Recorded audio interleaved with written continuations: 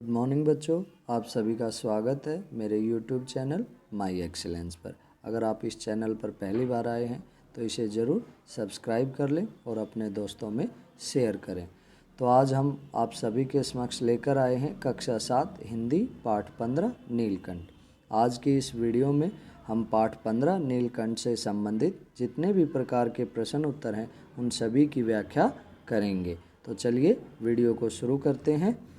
तो हमारा पहला प्रश्न है, नीलकंठ पाठ के लेखक कौन हैं? तो इसमें आपके सामने ऑप्शन है सर्वेश्वर दयाल सक्सेना, जैनेन्द्र कुमार, टी पद्मनाभन या फिर महादेवी वर्मा। तो आपने पाठ पढ़ा है, तो इसकी पाठ की लेखिका कौन है? महादेवी वर्मा। चलिए आगे बढ़ते हैं। बड़े मियाँ के भाषण की तुलना किससे की गई है? अर्थात जब लेखिका कोई भी पक्षी खरीदने के लिए बाज़ार जाती तो वो बड़े मियाँ की दुकान पर जाती हैं, और बड़े मियाँ की आदत है वो काफ़ी सारी बातें करते थे। तो उनकी तुलना किससे की गई है? ड्राइवर से, चिड़ी मार से, सामान्य ट्रेन से या फिर तूफान मेल से। तो वो ज़्यादा बोलता है जल्दी जल्दी, तो उनकी तुलना तूफान मेल से की गई है। तो आगे बढ़ते हैं नेक्स्ट क्वेश्चन में। दोनों शावकों ने आरंभ में कहाँ रहना शुरू किया? मेज़ के नीचे, रद्दी की टोकरी में, अलमारी के पीछे, पिंजरे में। हमने पढ़ा था कि शुरुआत में जब वो उनके कमरे में आए तो वहाँ पर रद्दी की टोकरी में उन्होंने अपनी जगह ढूंढ ली थी। तो आगे बढ़ते हैं नेक्स्ट क्वेश्चन में। शुरुआत में शावकों ने दिन व्यतीत कैसे किए हुए, अर्थात उनके दिन कैसे बीते? मेज़ पर चढ़कर, कुर्सी पर चढ़कर, कहीं छिपकर या फिर लेखिका के पास रहकर। तो उन्होंने शुरुआत में तो छिपना ही पसंद किया था, वो डरते थे तो वो छिपकर टाइम बिताते थे भाई। तो आगे नेक्स्ट क्वेश्चन में आते हैं। मोर के दोनों बच्चों को चिड़ीमार कहाँ से पकड़ कर लाया था भाई?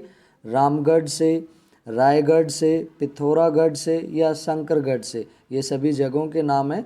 तो आपने पाठ में पढ़ा था, तो वो कहाँ से लाया था चिड़ीमार उनको? शंकरगढ़ से। कहाँ से? शंकरगढ़ से। आइए नेक्स्ट क्वेश्चन में आते हैं।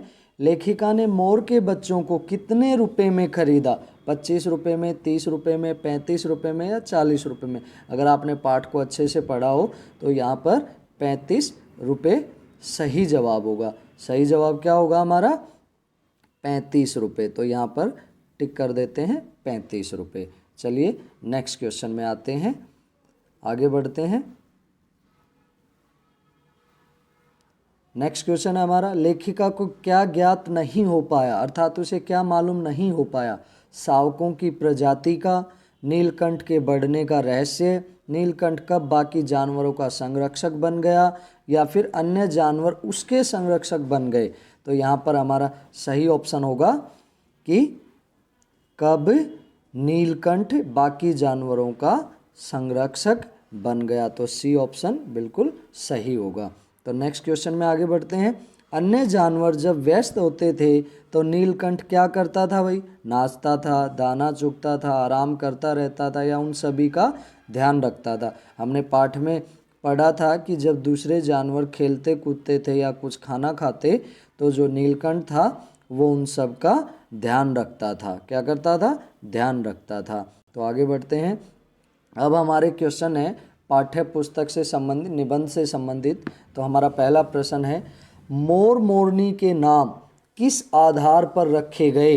तो इसका उत्तर हम लिखेंगे, मोर की गर्दन नीली थी इसलिए उसका नाम नीलकंठ रखा गया, और मोरनी मोर के साथ साथ ही रहती थी इसलिए उसका नाम राधा रखा गया। तो यहाँ पर आप ये जवाब लिखेंगे। क्यों रखा गया भाई नीलकंठ? क्योंकि उसकी गर्दन नीली थी। और मोरनी का नाम राधा क्यों रखा गया? क्योंकि वो हमेशा उसके साथ ही रहती थी। चलिए आगे बढ़ते हैं। जाली के बड़े घर में पहुंचने पर मोर के बच्चों का किस प्रकार स्वागत हुआ?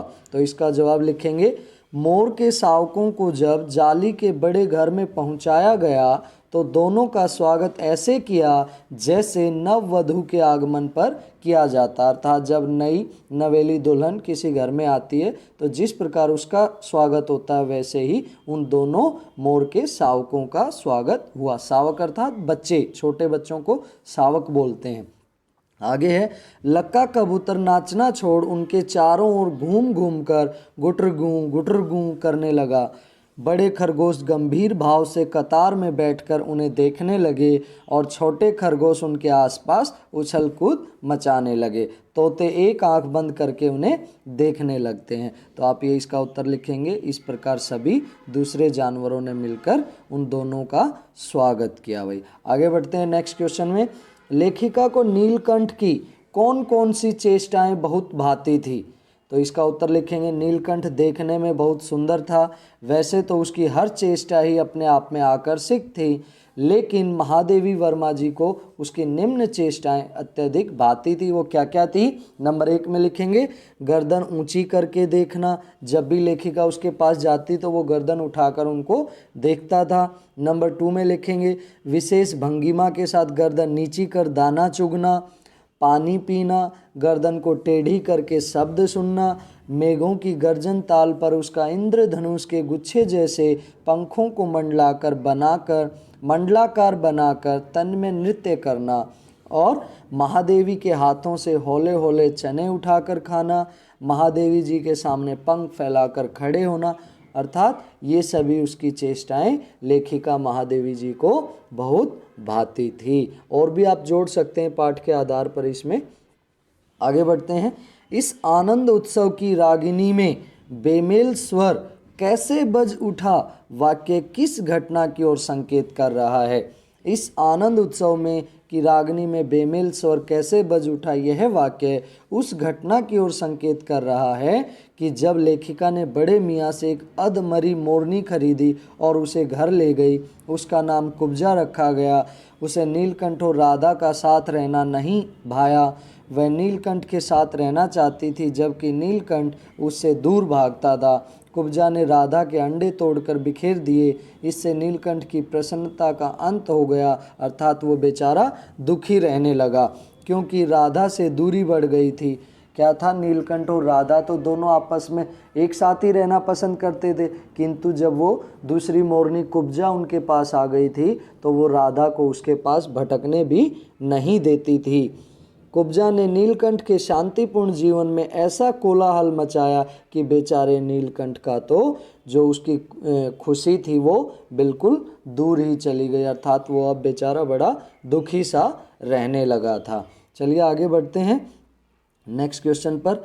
वसंत ऋतु में नीलकंठ के लिए जाली घर में बंद रहना असहनीय क्यों हो जाता था? उत्तर लिखेंगे जब वसंत ऋतु में आम के वृक्ष सुनहरी मंजरियों से लद जाते थे और अशोक के वृक्ष नए पत्तों में बंक जाते थे, तब नीलकंठ जाली घर में अस्थिर हो जाता था। वह वसंत ऋतु में किसी घर में बंदी होकर नहीं रह सकता था। उसे पुष्पित और पल्लवित वृक्ष भाते थे, तब उसे बाहर छोड़ देना पड़ता था। अर्थात वसंत ऋतु के आगमन पर वो पिंजरे में रहना पसंद नहीं करता था। वो ऊंचे ऊंचे पेड़ों पर बैठकर वहाँ की जो खुशहाली थी उसका आनंद उठाना पसंद करता था। तो नेक्स्ट आगे बढ़ते हैं।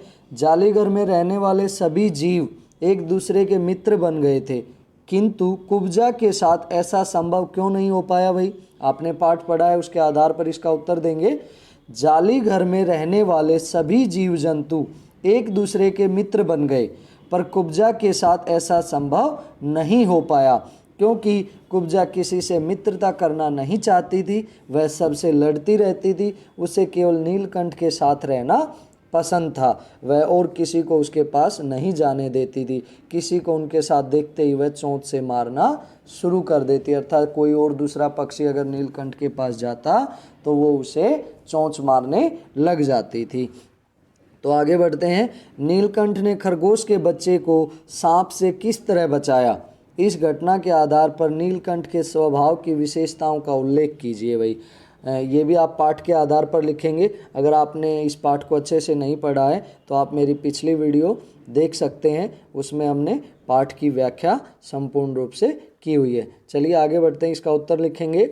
एक बार एक सांप जाली घर के भीतर आ गया। सब जीव जंतु भागकर इधर उधर छिप गए। केवल एक शिशु खरगोश सांप की पकड़ में आ गया। सांप ने उसे निगलना चाहा और उसका आधा पिछला शरीर मुंह में दबा लिया। नन्हा खरगोश धीरे धीरे चीं चीं कर रहा था। सोए हुए नीलकंठ ने दर्द भरी व्यथा सुनी तो वह अपने पंख समेटता हुआ झूले से नीचे आ गया। अब उसने बहुत सतर्क होकर सांप के फन के पास पंजों से दबाया और फिर अपनी चोंच से इतने प्रहार उस पर किए कि वह अधमरा हो गया। कौन? सांप। और फन की पकड़ ढीले होते ही खरगोश का बच्चा उसकी सांप की मुंह से निकल आया। इस प्रकार नीलकंठ ने खरगोश के बच्चे को सांप से बचाया। और सांप से जब उसको बचाया तो फिर उसने अपने पंखों में ही दबा के रखा कि काश वो जीवित हो जाए। तो इससे हम कह सकते हैं कि जो नीलकंठ था वो सभी से मिलजुल कर रहता था, उसमें दया भाव था, वो सभी की रक्षा करता था। तो चलिए आगे बढ़ते हैं। आगे हमारा क्वेश्चन आएगा भाषा की बात से संबंधित। तो करते हैं, इसमें क्या है सुनिए। पहला क्वेश्चन, रूप शब्द से कुरूप, स्वरूप, बहुरूप आदि शब्द बनते हैं। इसी प्रकार नीचे लिखे शब्दों से भी हमें अन्य शब्द बनाने हैं, जैसे गंध, रंग, फल, ज्ञान। गंध से बनाएंगे जैसे सु शब्द, सु जोड़ देंगे सुगंध, दूर जोड़ने से दुर्गंध, गंधहीन, कोई भी ऐसा शब्द बना सकते हैं। फिर आगे रंग, रंग से रंगना, रंगीला, नौरंग। फल से सफल, फलदार, फलित। ज्ञान से अज्ञान, ज्ञानवान, अज्ञानी। कोई भी आप अपने हिसाब से ऐसे शब्द बना सकते हैं। तो आगे बढ़ते हैं। विस्मय अभिभूत शब्द विस्मय और अभिभूत दो शब्दों के योग से बना है। ये वेरी इंपॉर्टेंट है, संधि से संबंधित है, ये ध्यान से देखेंगे। इसमें विस्मय वे य के साथ अभिभूत के अ के मिलने से या हो गया है। अ आदि वर्ण है, ये सभी वर्ण ध्वनियों में व्याप्त हैं। व्यंजन वर्गों में इसके योग को स्पष्ट रूप से देखा जा सकता है, जैसे क प्लस अ, क इत्यादि। अ की मात्रा के चिन्ह, जैसे आ की मात्रा से आप परिचित हैं। अ की भांति किसी शब्द में आ के भी जुड़ने से आकार की मात्रा ही लगती है, जैसे मंडल प्लस आकार, अ प्लस आ भी मिलके क्या बनाएंगे? आ, मंडलाकार। मंडल और आकार की संधि करने पर या जोड़ने पर मंडलाकार शब्द बनता है। और मंडलाकार शब्द का विग्रह कैसे करेंगे? अर्थात उसे अलग करने पर मंडल और आकार दोनों अलग होते हैं। तो ऐसे ही नीचे दिए गए कुछ शब्द हैं, उनका आपको संधि विग्रह करना है और किसी में संधि करनी है। विग्रह मतलब अलग अलग करना है और संधि अर्थात उनको जोड़ना है। तो ऊपर लिखा हुआ देखिए आपके राइट साइड में, नील प्लस आभ। यहाँ पर दो शब्दों का विग्रह है, नील और आभ अलग अलग लिखे हुए हैं, इनको जोड़कर लिखना है। तो क्या होगा? नील ल में अ है और उधर आव में आ है, अ प्लस आ मिलके क्या होगा? आ की मात्रा। तो क्या बन जाएगा? ये नीलाभ। क्या बनेगा? नीलाभ लिखेंगे आप इसे। तो मैं यहाँ लिख के भी दिखा देता हूँ। तो हम यहाँ पर लिख सकते हैं नीलाभ। फिर 9 प्लस आगंतुक, ये नीचे आपका लिखा हुआ जैसे नीलाभ। फिर 9 प्लस आगंतुक, इसमें भी व में अ प्लस आ मिलके क्या हो जाएगा? आ की मात्रा लग जाएगी, नवागंतुक। क्या बोलेंगे इसे? नवागंतुक। अब हमें अगले शब्दों का विग्रह करना है। विग्रह मतलब अलग अलग करना है। शब्द है हमारा सिंहासन। क्या शब्द है? सिंहासन।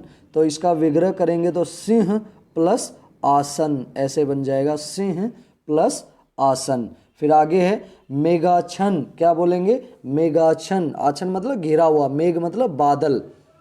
तो मेघाच्छन का क्या होगा? मेघ प्लस आच्छन। इसका विग्रह करेंगे तो इस तरह से आप इसको लिख देंगे, मेघाच्छन। और सिंहासन में शेर का आसन अर्थात शेर की गद्दी, सिंह प्लस आसन। तो चलिए आगे बढ़ते हैं।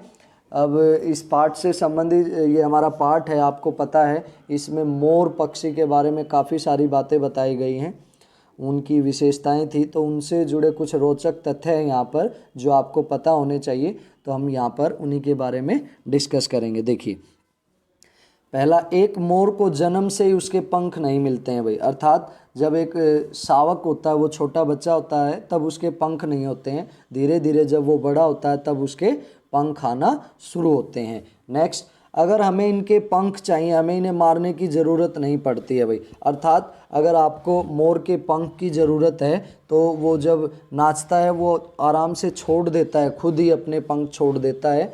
जैसे जैसे पुराने होते हैं तो वो छोड़ता जाता है। तो आपको उनको मार के पंख चुराने की ज़रूरत नहीं पड़ेगी, आप ऐसे ही उसके पंख हासिल कर सकते हैं। तो आगे बढ़ते हैं। ये पक्षी उड़ सकते हैं। कई लोग सोचते हैं कि मोर ऐसे पक्षी होते हैं जो उड़ नहीं सकते। हाँ, ये बिल्कुल सही बात है।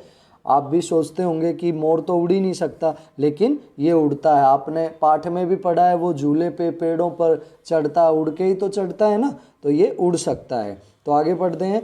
कुछ मोर पूरी तरह से सफ़ेद होते हैं।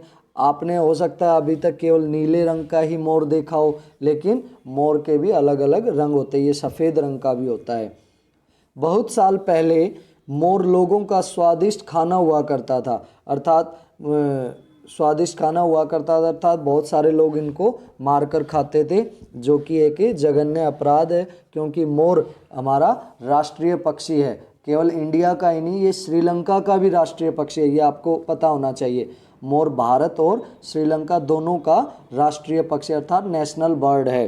तो इसको मारना एक जघन्य अपराध है, हमें ऐसा नहीं करना चाहिए। हमें सभी जीव जंतुओं पर, पक्षियों पर दया भाव रखना चाहिए भाई। तो आगे पढ़ते हैं। ये पक्षी सिर्फ सुंदर ही नहीं बल्कि बहुत ही समझदार और चालाक भी होते हैं। ये तो आपने पाठ में देख ही लिया है कि ये कितना समझदार और चालाक था। उसने समझदारी से उस छोटे से खरगोश के बच्चे को सांप के मुंह से निकाला। अगर वो सांप के फन पर चोंच मारता, हो सकता था वो खरगोश के बच्चे को लग सकती थी, किंतु उसने समझदारी से उसको फन पर चोंच ने मारकर, दूसरी जगह चोंच मारकर उसको छुड़वाया था। तो आप यहाँ से भी समझ सकते हैं कि ये बड़े चालाक और समझदार होते हैं। फिर आगे आते हैं। मोर अक्सर जंगल में पाए जाते हैं। हाँ, ये बात सही है कि ज़्यादातर मोर जंगलों में ही पाए जाते हैं। और एक बात और बता दूं कि मोर सबसे ज़्यादा भारत में ही पाए जाते हैं। ये 9th पॉइंट में है। नेक्स्ट पढ़ते हैं। इन्हें ऐसे जगह पसंद आते हैं जहाँ पौधे आसानी से इन्हें मिल सकें, इससे उन्हें खाने की तकलीफ़ नहीं सताती। तो नेक्स्ट आगे। ये पक्षी पूरी तरह से मांसाहारी या शाकाहारी नहीं होते। ये पौधे, फल, बीज और फूल तो खाते ही हैं, लेकिन साथ ही छोटे छोटे कीड़े मकोड़ों को भी खा लेते हैं। अर्थात ये न तो पूरी तरह से शाकाहारी होता है, न ही पूरी तरह से मांसाहारी होता है। ये छोटे छोटे फल, बीज, पौधे, फूल और छोटे मोटे कीड़े मकोड़ों को खाकर ही अपना जीवन यापन करते हैं। तो आज की ये थी हमारी वीडियो। उम्मीद है आप सभी को पसंद आई होगी। अगर आपको वीडियो पसंद आई हो तो शेयर और लाइक करें, और अगर आप वीडियो पे पहली बार आए हैं तो मेरे चैनल माई एक्सीलेंस को ज़रूर सब्सक्राइब कर लें।